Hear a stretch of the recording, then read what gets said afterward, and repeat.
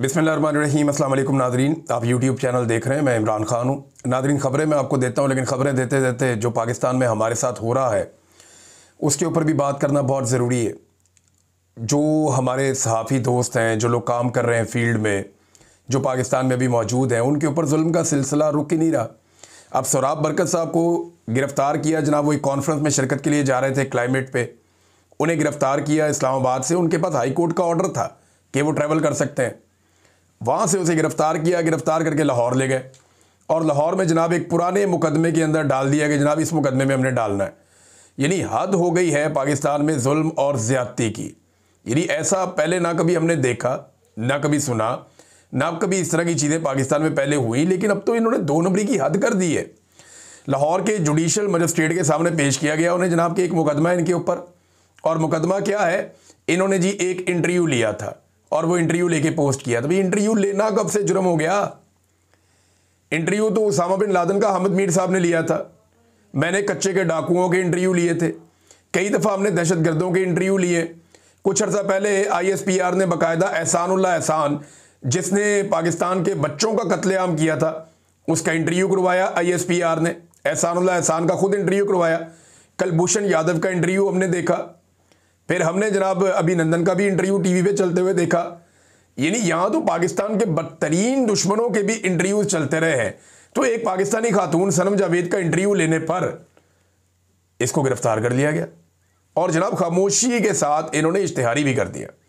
यानी 5 अगस्त के केस में इश्तिहारी डिक्लेयर करवाया हुआ है इन्होंने। सनम जावेद ने कहा गया था कि फ़ौज बॉर्डर पर जाए, तो भाई इसमें गलत क्या था? फ़ौज को बॉर्डर पर ही जाना चाहिए, और कहाँ जाना है फ़ौज ने? अब वो फ़ौज को ये तो नहीं कह सकती कि ऐवान सदर पे चढ़ जाओ, या ये तो नहीं कह सकती कि सुप्रीम कोर्ट पे चढ़ जाओ, या ये तो नहीं कह सकती कि वज़ीर आज़म हाउस के ऊपर अटैक कर दो, या ये तो नहीं कह सकती कि पार्लियामेंट के अंदर घुस जाओ। फ़ौज को यही कहना ना, जब भी किसी ने कहना कि आप बॉर्डर की तरफ जाएं, तो उसने वो इंटरव्यू किया और वो इंटरव्यू करने का जुर्म है जनाब। वहाँ पर जाके जो FIA है वो कहती है जी आप हमें रिमांड दे दें 40 दिन का। वो 40 दिन का रिमांड देके तुम लोगों ने क्या करना है भाई? हद हो गई। 40 दिन का रिमांड मांग लिया। और अदालत को देखें, बजाय इसके कि केस को फारिग करती, अदालत ने 4 दिन का remand judicial magistrate Naeem Bhattu साहब ने दे दिया। अब मामला यह है कि सोराब बरकत साहब कोई छुपे हुए आदमी तो थे नहीं। पाकिस्तान के अंदर काम कर रहे हैं, इस्लामाबाद कैपिटल के अंदर काम कर रहे हैं, रोज़ाना अपने ऑफिस आ रहे हैं, रोज़ाना अपने ऑफिस से जा रहे हैं। भाई इस सारे अरसे के अंदर किसी किस्म की कोई कार्रवाई नहीं की गई। इस सारे अरसे के अंदर किसी किस्म की कोई हरकत नहीं हुई। भाई अगर आप इश्तिहारी कर रहे हैं एक आदमी को, तो बताएं तो सही, वो तो पाकिस्तान के अंदर मौजूद है, उसको कोई नोटिस भेज दें, उससे बात कर लें, वो जाके अदालत में अपने आप को पेश कर ले। पूरा निज़ाम ही 2 नंबरी और फ्रॉड के ऊपर चल रहा है। यानी वो फ्रॉड जो 2 नंबर किस्म के क्रिमिनल लोग किया करते थे, वो फ्रॉड, यानी अपने मुखालिफ को खामोशी के साथ चुप करके नोटिस करा के इश्तिहारी करवा लिया, फिर उसे गिरफ्तार करवा लिया, उसको तंग किया। ये काम घटिया लेवल के क्रिमिनल लोग किया करते थे, जो पाकिस्तान के इदारे अब कर रहे हैं। शर्म आनी चाहिए। उधर वो आगा शेख सरवर और राय गुलाम अली साहब वो कवरेज करने के लिए फील्ड में थे, उन्हें वहां से पकड़ के गिरफ्तार कर लिया। और गिरफ्तार करने के बाद में जनाब शनाख्त परेड के ऊपर ले गए हैं। यानी 4 दिसंबर तक उन्हें शनाख्त परेड के लिए ले जाने की अदालत ने इजाजत दे दी। किस बात की शनाख्त परेड है? पूरा पाकिस्तान उनके चेहरे जानता है। एक एक आदमी को पाकिस्तान में जो भी सोशल मीडिया देखता है उसको पता है कि ये आगा शेख सरवर है और ये राय गुलाम अली है। वो कोई ढके छुपे आदमी तो नहीं है, जर्नलिस्ट है भाई, फील्ड में काम कर रहे हैं। खुदा का नाम ले यार, मुल्क के अंदर कानून को और आइन को मजाक बना के रख दिया है। ये अपने मौजे तो कर लेंगे ये लोग, अपने इनको इस्तना मिल जाएंगे, अपनी इनको जनाब एक्सटेंशन मिल जाएंगी, अपनी इनकी तनख्वाहें खड़ी हो जाएंगी, अपनी इनकी दिहाड़ियां लग जाएंगी, ये अपने आप को कुछ अर्सा इक़्तिदार में रख लेंगे, लेकिन पाकिस्तान का बेड़ा गर्क करके जाएंगे। सत्यानाश करके रख दिया पाकिस्तान की हर चीज़ का इन बेशर्मों ने, और सहाफत का तो बिल्कुल ही बेड़ा गर्क कर दिया।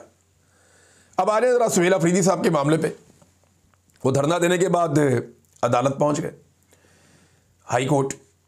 मैं तो सुबह ये कह रहा था कि हाई कोर्ट जाने का क्या फ़ायदा होगा? कोई फ़ायदा नहीं होगा। ये हाई कोर्ट गए, जाके इन्होंने एक्सपोज करने की कोशिश की उस अदालत को जो पहले से ही एक्सपोज्ड है। यानी इस निज़ाम के सारे कपड़े इमरान खान ने उतार दिए हैं। अब सुहेल अफरीदी साहब को इस निज़ाम का कोई कपड़ा मजीद उतारने की ज़रूरत नहीं है।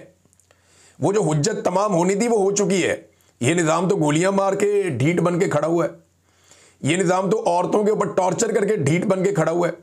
तो एक बेबसी की तस्वीर एक वज़ीर आला का बनना मेरे ख्याल में ज़रूरी नहीं है। उस वज़ीर आला को एक तहरीक खड़ी करनी चाहिए, और जो हुज्जत तमाम होनी थी वो हो गई है। सारे कानूनी रास्ते अपनाकर देख लिए। चीफ जस्टिस ने कहा जी मैं मिल ही नहीं सकता, ये गए वहाँ पे, उसने कहा मैं नहीं मिलता। वहाँ पे वो गिला कर रहे हैं जनाब, एक वज़ीर आला को आप दे देते हैं एयरफोर्स 1 का तैयारा, और एक वज़ीर आला जो है उसको आप पासपोर्ट भी ब्लॉक कर देते हैं। भाई पासपोर्ट ब्लॉक है तो उसको खुलवाएं ना। अगर पासपोर्ट ब्लॉक हो सकता है तो और बहुत कुछ भी बंद हो सकता है। अगर आपका पासपोर्ट बंद किया है तो आप भी बहुत कुछ बंद कर सकते हैं, और अगर आप वो कुछ बंद कर देंगे तो आपका पासपोर्ट ऑटोमेटिकली खुल जाएगा। मैं इस पूरे निज़ाम को समझता हूं, जब तक आप इनका बाजू नहीं पकड़ेंगे ना, जब तक आप इनके ऊपर चढ़ेंगे नहीं, ये आपको आपका हक नहीं देंगे। पाकिस्तान की मिलिट्री एस्टेब्लिशमेंट की ये पॉलिसी है। ये अमेरिका से क्यों डरते हैं? अमेरिका इनका बाजू मरोड़ के इनसे अपना काम करवाता है, वो इनको गिच्ची से पकड़ के अपना काम करवाता है, ये उनका काम करते हैं। पाकिस्तानी क्योंकि मिन्नत तरला, इंसानी हकूक, इंसानियत, इखलाकियात या इन चीज़ों के अंदर आप फंसते हैं तो फिर नहीं होता काम। इमरान खान साहब की जो स्ट्रेटजी थी वो फ्रंट फुट पे रह के खेलते रहे इनके साथ, वो बैक फुट पे नहीं गए। तो सुहेल अफरीदी साहब ने ज़्यादतियाँ काफ़ी हद तक रजिस्टर कर ली हैं।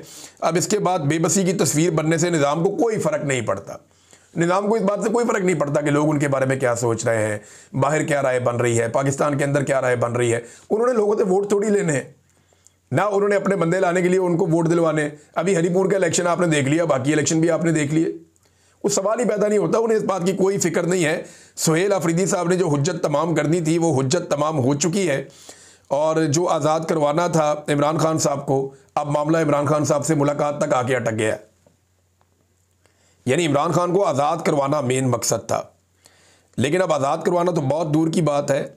इमरान खान साहब से मुलाकात भी पाकिस्तान तहरीक इंसाफ के लिए एक बहुत बड़ा टास्क बनती जा रही है। राणा सनाउल्लाह साहब ने वजह बताई जनाब कि क्यों नहीं इमरान खान साहब से मुलाकात करवाई जा रही। वो कहते हैं इमरान खान साहब सेहतमंद है, एक्सरसाइज कर रहे हैं, खाना भी ठीक मिल रहा है, जेल में कंफर्टेबल माहौल मिल रहा है, जो उन्होंने किसी को नहीं दिया। मुलाकात ना कराने की वजह यह है कि वो तहरीक चलाने की बात करते हैं और ट्विटर पर मुल्क के खिलाफ जहर उगलते हैं और साजिशी बयानियाँ फैलाते हैं। तो राणा साहब इसकी वजह से आप एक आइनी और कानूनी हकूक ही मुअत्तल कर देंगे एक कैदी के। अब ये बयानिया बार बार बनाया जा रहा है, आता तारड़ा आ जाते हैं, कभी कोई और आ जाता है, वो सारे आकर ये कहते हैं जी इमरान खान साहब तो जेल में बड़े कंफर्टेबल हैं, उनको महल जैसा माहौल मिला हुआ है, मर्जी के खाने मिल रहे हैं। ऐसी जेल आज तक ना नवाज शरीफ ने काटी ना जरदारी ने काटी। ये लोग सोच भी नहीं सकते जैसी जेल में इमरान खान साहब को रखा हुआ है। नवाज शरीफ की जेल के बारे में उनके अपने साथी और सहाफ़ी बता चुके हैं कि मियाँ साहब की मौजों वाली जेल थी। मैंने बहुत पहले आपको जब बता दिया था कि मियाँ नवाज शरीफ साहब पाकिस्तान से बाहर जाने वाले हैं, उनके जाने से 2-2.5 माह पहले बता दिया था। और बाद में सारे मेरे से ये पूछ रहे थे, मुहित पीरज़ादा समेत, कि आपको ये कैसे पता चला। तो भाई मुझे ऐसे पता चला कि मियाँ साहब को जो बंदे जेल में जाकर मिलते थे वो सारी कहानी आके बता देते थे। मियाँ साहब के तो जनाब फिजियोथेरेपी जो है वो जेल के अंदर होती थी, बाकायदा उनको एक महल नमा एरिया दिया हुआ था जेल के अंदर साइड में। इमरान खान को एक छोटे से सेल में बंद किया हुआ, उसकी तस्वीरें आप सबने देखी हुई है, दोबारा देख लें आप। ये इमरान खान साहब की हालत है, ये उनका सेल है, इसके अंदर इमरान खान साहब को बंद किया हुआ है, और बाहर एक बरामदा है, उसके अंदर चंद घंटों के लिए निकालते हैं और फिर वापस अंदर बंद कर देते हैं। गर्मियों और सर्दियों के अंदर उसको यहीं पे गुजारा करना है। ये मैक्सिमम 6x8 का 10 का इतना छोटा सा ये एक है, इसके अंदर ही वॉशरूम है। ये इमरान खान साहब की टोटल ज़िंदगी है जो उसके अंदर वो गुजार रहे हैं। वो किताब पढ़ने के लिए मिल जाए तो ये बड़ी गनीमत है। अब इमरान खान साहब की इस जेल को ये लोग कह रहे हैं जी महल है, तो इस महल का चक्कर तो सबको लगाना पड़ेगा। तो क्या ये जितने भी लोग हैं इस महल के अंदर 2 दिन गुजार सकते हैं? बहुत मुश्किल है। एक दफ़ा फिर एक वफाकी वज़ीर ने इमरान खान साहब को कत्ल करने की धमकी दी है, और ये एक दफ़ा नहीं कई मरतबा इमरान खान साहब को कत्ल करने की धमकी दी जा चुकी है। और तहरीक इंसाफ को यही शौक़ रहा तो इमरान खान की कबल अज़ वक्त फातिहा पढ़नी पड़ेगी। ये फेडरल मिनिस्टर रेलवे के हैं, वो ये कह रहे हैं, और ये खुद कितने मजबूत आदमी है सारी दुनिया जानती है। मैं बहुत सारे ऐसे सहाफ़ियों को जानता हूँ जिनसे जाकर ये मिला करते थे और उनसे किस किस्म की रिक्वेस्ट किया करते थे, और उसके अंदर एक दफ़ा ये मेरे पास भी आ गए थे गलती से। तो मुझे अच्छी तरह पता है कि इनका अपना माजी बेचारे का क्या रहा है। ये कमज़ोर लोग हैं, इनका कोई करैक्टर नहीं है, ना सारी ज़िंदगी को करैक्टर बिल्ड कर पाए। बस इनका यही है कि नवाज शरीफ का किसी तरह दाव लगा रहा है और उसके साथ हमारा दाव लगा रहा है। अपना किरदार ये कभी बिल्ट नहीं कर पाए, कभी बना नहीं पाए, और इतने बड़े लीडर को कत्ल की धमकियाँ दे रहे हैं कि जनाब इमरान खान साहब की फातिहा पढ़ दी जाएगी। ये अगर ऐसा करने का किसी ने कुछ सोचा भी तो पाकिस्तान के अंदर वो सूरत हाल पैदा हो जाएगी जो फिर किसी के कंट्रोल में नहीं होगी। जावेद हाशमी साहब ये कहते हैं कि इमरान खान को नुकसान पहुंचाना ना इस टाउट रजीम के बस की बात है और ना ही आसिम मुनीर में इतनी हिम्मत है। पहली बार कोई लीडर इस तरह ये जंग लड़ गया है। अब कौम को खुद निकलना होगा, कौम को तो निकलना पड़ेगा। इमरान खान ने कौम के लिए इतनी मार खा ली, इतनी लड़ाई लड़ ली, अब अगर ये कौम अपने लिए खुद नहीं निकलेगी तो वो अपना मौका ज़ाया करेगी और कुछ नहीं करेगी। जावेद हाशमी के अलावा इमरान खान साहब की बहनों ने भी ये कहा कि अगर इमरान खान को कुछ हुआ तो ये इनकी नस्लें तबाह हो जाएंगी जो लोग ये करेंगे। और मैं आपको कैटेगोरिकली कह रहा हूँ कि इस वक्त पाकिस्तान के रजीम के जो मालिकान हैं, जिनमें आसिम मुनीर साहब हैं, शहबाज शरीफ साहब हैं, नवाज शरीफ साहब हैं, जरदारी साहब हैं, इनकी नस्लें पाकिस्तान में सियासत करने को तरस जाएंगी। इनकी नस्लें पाकिस्तान में अपनी बका के लिए तरस जाएंगी। जो इनके साथ पाकिस्तानी अवाम करेगी अगर खुदा ना खास्ता इमरान खान को कुछ हुआ तो। और जो मैं कह रहा हूं ना, ये होना ऐसे ही है जैसे मैंने एक दफा पहले अर्ज किया था कि आप फंस जाएंगे, ये पंगा मत लेना, ये आपके गले में पड़ जाएगा जलता हुआ टायर और आपसे ये ढोल नहीं बजेगा। मैंने इनको ये पहले कहा था, इन्होंने बात नहीं मानी, ये फंस गए। अब मैं दोबारा ये गुजारिश कर रहा हूं कि अगर इमरान खान को कुछ भी हुआ जेल के अंदर तो इनकी नस्लें जो हैं वो इसको भुगतेंगी बाद में। इमरान खान साहब की बहन अलीमा खानम साहिबा, उन्होंने ये बताया कि 9 दिन पहले हमें बताया गया कि जब तक आसिम मुनीर की तौसीक का नोटिफिकेशन नहीं आ जाता किसी को भी इमरान खान से मिलने नहीं दिया जाएगा। हम आज तक ये नहीं समझ सके कि किसी की तौसीक का ख़ानदान के आइनी और कानूनी हक या मुलाकात से क्या ताल्लुक़ है। अगर एक ख़ानदान का हक कैसे, यानी आखिर एक ख़ानदान का हक जो है वो कैसे हुकूमत किसी मुलाजिम की तौसीक से जोड़ा जा सकता है कि हुकूमत का एक मुलाजिम है, सरकारी मुलाजिम है, आर्मी चीफ, अब एक ऑफिसर है सरकारी, एक दिन रिटायर हो जाएगा। इमरान खान की मुलाकात का हक कैसे छीना जा सकता है एक सरकारी मुलाजिम की तौसीक के मामलात के साथ जोड़कर। और अब सारे के सारे वुज़रा जो हैं वो ये साबित करने लगे कि जनाब हमने बड़ी मुश्किलात देखी हैं, इमरान खान ने कुछ नहीं देखी। पाकिस्तान तहरीक इंसाफ ने रिकॉर्ड खड़ा कर दिया मुश्किलात देखने का, और ये सोच कर ही इनको हौल चढ़ते हैं कि अगर इसकी आधी मुश्किलात भी मुस्तकबिल में इन्हें बर्दाश्त करनी पड़ गई तो इनका क्या बनेगा। ये करना तो पड़ेगा इन्हें। देखिए, पाकिस्तान का जो मीडिया है ना, इसने भी 2 नंबरी की इंतहा कर दी है। जब जुल्म हो रहा होता है तो वो दिखाता नहीं है, लेकिन जब जालिम बाद में मजलूम को अटैक करता है तो वो दिखाता है। हमारे बहुत सारे दानिशवर हैं, वो मजलूम के अंदर कीड़े निकालते हैं जुल्म के खिलाफ आवाज़ उठाने की बजाय। यानी ये जो जुल्म हो रहा है इसको मीडिया पाकिस्तान का रिपोर्ट नहीं करता, जो जालिम है उसके बारे में एक लफ्ज़ नहीं बोलता, लेकिन जैसे ही मजलूम शिकायत करता है तो सारा मीडिया उसको पै जाता है कि यार मजलूम ने ये क्यों कहा, मजलूम ने वो क्यों कहा, ये कैसा मजलूम है, ये एहतजाज कर रहा है, ये कैसा मजलूम है, ये रो रहा है, भाई मजलूम जो है वो आंसुओं के साथ क्यों नहीं रोया, भाई मजलूम जो है उसने ये वाला काम क्यों नहीं किया। तो मजलूम के अंदर ये कीड़े निकाल रहे हैं। भाई ऐसा फिटे मुंह किस्म का मीडिया तो पूरी दुनिया में कहीं नहीं होगा। जो पाकिस्तान के अंदर मीडिया ने हरकतें कर दी हैं और मीडिया ने अपने आप को जलील कर लिया, अपना बेड़ा गर्क कर लिया। दुनिया से आवाज़ें उठ रही हैं और पाकिस्तान का मीडिया जो है वो चुप करके बैठा है। ज़ुल्म खलीलज़ाद ये अमेरिका से कहते हैं कि मैं पाकिस्तान की एस्टेब्लिशमेंट के रवैये पर हैरान हूँ। पूरे 1 माह से एक सूबे के वज़ीर आला, मुल्क भर के लाखों पाकिस्तानी, मुल्क की सबसे बड़ी मकबूल सियासी जमात और इमरान खान का ख़ानदान सब सिर्फ ये जानना चाहते हैं कि इमरान खान की जेल में हालत कैसी है, यहाँ तक कि वो ज़िंदा है या नहीं। मगर एस्टेब्लिशमेंट इनकी इस जायज़ और शफाफ दरख्वास्त को मानने से मुसलसल इनकार कर रही है। वाकई हैरान कुन और सदमा खेज सूरत हाल है। ये ज़ुल्म खलीलज़ाद कह रहा है। इमरान खान साहब के बेटे का स्टेटमेंट मैंने आपको बताया था, पिछले वीलॉग में आपको मैंने पढ़ के सुनाया। ज़ुल्म खलीलज़ाद ये बात कर रहा है और वो जानबूझकर एस्टेब्लिशमेंट का नाम ले रहा है, अदालत का नहीं ले रहा, क्योंकि अमेरिका समेत पूरी दुनिया ये जानती है कि पाकिस्तान को इस वक्त मिलिट्री एस्टेब्लिशमेंट चला रही है, कोई और नहीं चला रहा। पाकिस्तान जो है वो मिलिट्री एस्टेब्लिशमेंट के कंट्रोल में है और वही इसको चला रहे हैं। और जितना जुल्म इन्होंने इस मरतबा कर दिया है, इतना जुल्म माजी में कभी पाकिस्तान की मिलिट्री एस्टेब्लिशमेंट ने नहीं किया था। नादरीन, एक और बड़ी इंटरेस्टिंग खबर है। नवाज शरीफ साहब ने पहली दफ़ा छोटा सा इनकलाबी स्टेटमेंट दिया और साथ ही दौड़ गए। अपने पैरों पर ये थोड़ी देर भी खड़े नहीं हो सकते, यानी खड़े होने की इनकी औकात ही नहीं है। मियाँ साहब ने कहा जी इमरान खान को लाने वालों को भी सज़ा दी जाए, साथ ही सारी दुनिया ने कहा लाओ जी दसो कौन लेके आया, बताएं ना मियाँ साहब कौन लेकर आया। जनरल बाजवा लाया, जनरल फैज़ लाया, जनरल नदीम अंजुम लाया, जनरल आसिम मुनीर लाया, जनरल आसिम सलीम बाजवा लेकर आया, जनरल आसिफ गफूर लेकर आया। कौन लेकर आया इमरान खान को? जर्नैल ही करते हैं ना, जजों की तो औकात ही कोई नहीं है। जज तो बेचारे इशारों के ऊपर चलते हैं, हमेशा से ऐसे ही करते चले आ रहे हैं। कोई जज खड़ा हो जाए तो उसको निशान इबरत बनाया जाता है, जैसे आजकल जजों को बनाया जा रहा है, जो मोहसिन अख्तर कियानी साहब के साथ किया जा रहा है, जो मंसूर अली शाह साहब के साथ किया गया, जो अतर मनल्ला के साथ किया गया, जो माजी में और जजों के साथ भी होता रहा, अभी भी वही हो रहा है। तो सवाल ये पैदा होता है कि नवाज शरीफ किसको समझता है कि वो जिम्मेदार है? जर्नैलों को ही समझता है ना। तो कोई एक जर्नैल नवाज शरीफ बताए जिसको सजा दी गई हो।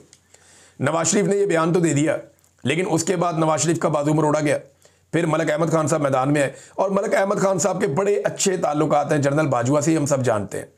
जनरल बाजवा ने भी रोना पिटना शुरू कर दिया कि जनाब मैं तुहानू की क्या है, यानी मियाँ साहब को कहें बस कर दें यार, एड्डा कराना इनकलाब आ गया, आपकी हुकूमत भी बना के दी, अवाम से जूतियां भी खाई, अवाम से जिल्लत भी समेटी, अपने ख़ानदान में भी नाक कटवा ली, पूरी दुनिया में मैं कहीं बाहर नहीं निकल सकता, जो जनरल बाजवा की हालत है।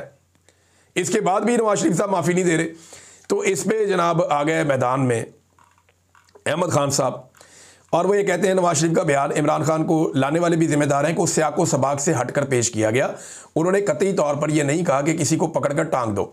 मैंने उनकी बात पूरी सुनी है। उन्होंने सिर्फ ये कहा कि पाकिस्तानी तरक्की के सफ़र को रोककर इस मुल्क के साथ जुर्म किया गया। सियाको सबाक याद आ गया नून लीग को। नून लीग का इनकलाब इतना ही बाकी रह गया है कि अगर मियाँ नवाज शरीफ के मुँह से गलती से कोई इनकलाबी जुमला निकल भी जाए तो 24 से 48 घंटे के अंदर नून लीग को उसके ऊपर सफाई पेश करनी पड़ जाती है। इतना इनकलाब इनके अंदर बाकी रह गया। गैरत, इनकलाब, ये सारी चीज़ें मिला जुला के आप देखें तो ये बहुत थोड़ी मात्रा में इनके अंदर मौजूद है, बहुत थोड़ी मिकदार में, कुछ भी नहीं है अब इनके पास, इनके पल्ले ही कख नहीं है। तो ये जनाब 48 घंटे के अंदर परवेज़ रशीद साहब एक बड़े इनकलाबी आदमी बनते थे। मैं उनका एक स्टेटमेंट सुन रहा था, जनाब अदालती ऑर्डर ले आए और जाकर इमरान खान साहब से मिल लें। ओ भाई, वो अदालती ऑर्डर लेकर जाता है रोज़ाना, वो जब भी जाता है 8 मरतबा अदालती ऑर्डर लेकर गया। इमरान खान की फैमिली बार बार अदालती ऑर्डर लेकर गई, वकला को मिलने नहीं देते। परवेज़ रशीद साहब, आपको नहीं पता क्या हो रहा है? आप नहीं जानते कि इस वक्त जर्नैल इमरान खान के दुश्मन बने हुए हैं? सारी ज़िंदगी आप जर्नैलों को ताने देते रहे, सारी ज़िंदगी आप कहते रहे कि जर्नैल पाकिस्तान को बर्बाद करते हैं, तबाह करते हैं। सारी ज़िंदगी परवेज़ रशीद साहब आप इनकलाबी बने रहे, और अब आपने जूते पॉलिश शुरू कर दिए नवाज शरीफ के साथ मिलकर। मुझे तो हैरत बिल्कुल नहीं हुई, क्योंकि मैं आपको पहले से जानता था। मुझे आपका पता था कि आप नवाज शरीफ के वफादार हैं, पाकिस्तान के वफादार नहीं हैं। आप जर्नैलों के खिलाफ नहीं हैं, आप नवाज शरीफ के हक में। आपने जो सज़ा काटी वो नवाज शरीफ के लिए काटी, पाकिस्तान के लिए या इनकलाब के लिए नहीं काटी। आपका इनकलाब मसनूई था, और आप एक जमहूरियत के जाली चैंपियन बन के, यानी आप अपनी कहानियां छुपवाते रहे मीडिया में, जनाब मैनू इत्थे कुट पैगी, मैनू उत्थे कुट पैगी। आपको पता ही नहीं है कि कुट होती क्या है। परवेज़ रशीद साहब, आपको जेल में बंद किया था, हल्की फुल्की फैंटी भी लगाई होगी, लेकिन आपने कॉलमों में लिख दिया कि मेरे इत्थों खून निकल आया, तो उत्थों खून निकल आया। आप सोच नहीं सकते जो आज पाकिस्तान तहरीक इंसाफ के लोगों के साथ हुआ है, उसका अशरे अशीर भी आपके साथ परवेज़ मुशर्रफ ने नहीं किया था। और आप जाली इनकलाबी और जमहूरियत के चैंपियन बन के लोगों को बेवकूफ़ बना रहे थे। चले, अच्छा हो गया, आपके चेहरे से ये नकाब भी उतर गया। मैं तो बहुत पहले से आपको जानता था, लेकिन आज बहुत सारे पाकिस्तानियों को भी पता चल गया कि परवेज़ रशीद साहब का असली चेहरा क्या है। पाकिस्तान की हालत आप जैसे लोगों ने पता क्या कर दी है? लोगों को पाकिस्तान में रोटी नहीं मिल रही। लोग पाकिस्तान में गुर्बत की लकीर से नीचे जा रहे हैं और लगातार जा रहे हैं। और ऐसी सूरत हाल में गरीब लोग अपने असासे बेचते हैं। जिसके पास थोड़ा बहुत हुनर है वो अपने असासे बेचता है, अपनी चीज़ें गिरवी रखता है, लोगों से उधार पैसे पकड़ता है। वो बैरून मुल्क काम करने के लिए जाता है कि बाहर से पैसा भेजूंगा, मेरे घर वालों का पेट पल जाएगा। एयरपोर्ट के ऊपर आप लोगों ने रोक लेते हैं, उनके टिकट के पैसे ज़ाया कर देते हैं। अब बताएं वो टिकट दोबारा कहाँ से खरीदेगा? जिन 8,000 लोगों को आपने जहाज से उतार दिया, वो अपना टिकट दोबारा कहाँ से लेंगे? लोग पाकिस्तान छोड़कर जाना चाहते हैं। वो इसे एक जेल की तरह समझ रहे हैं कि हमें इस मुल्क में बंद कर दिया गया है और यहाँ पे खाने पीने के लिए भी कुछ बाकी नहीं बचा, हमें रोजगार नहीं मिल रहा, हमारी हालत बहुत ख़राब हो गई है। ये बड़ी बड़ी आपकी चार्जशीट्स आ रही हैं और एक के बाद एक आ रही है। ये साबिक निगरान सूबाई वजीर हैं, ताजिर रहनुमा भी हैं, एसएम तनवीर साहब। वो बताते हैं बेरोजगारी की शरह जो बताई जा रही है उससे बहुत ज़्यादा है। फैक्ट्रियां लगातार बंद होती चली जा रही हैं, एक के बाद एक चार्जशीट आ रही है। आईएमएफ की पूरी चार्जशीट आप लोगों ने पढ़ी, आप लोगों ने सुनी, आपको आइडिया हो गया, बेड़ा गर्क हो गया। बेरोजगारी पर सरकारी रिपोर्ट आ चुकी है कि पाकिस्तान की तारीख में इतने बड़े पैमाने पे लोग बेरोजगार नहीं थे। गवर्नर स्टेट बैंक का स्टेटमेंट भी आपके सामने है। हफीज पाशा साहब बड़े ज़बरदस्त एक मुआशी एनालिस्ट है। वो कहते हैं जी लेबर फोर्स का 2024-25 का सर्वे कह रहा है कि पाकिस्तान में 7.1% लोग बेरोजगार हैं। एक साल पहले का जो सेंसस था उसके मुताबिक पाकिस्तान में बेरोजगारों की शरह 22.1% थी, अब उससे आगे और मजीद चली गई है। 1,80,00,000 नौजवान बिल्कुल बेकार बैठे हैं। इतना बड़ा नंबर तारीख में वो कहते हैं मैंने कभी नहीं देखा। फिर जनाब पाकिस्तान का जो एक करप्शन परसेप्शन इंडेक्स है उसकी ताज़ा रैंकिंग में पाकिस्तान 180 ममालिक में 135वें नंबर पे आ गया। तो ऐसे मुल्क के अंदर कौन इन्वेस्टमेंट लेकर आएगा? और इस सारी सूरत हाल के अंदर ना इनको अभी भी समझ नहीं आ रही। इनकी तरह आप गेमें चेक करें, ये कर क्या रहे हैं।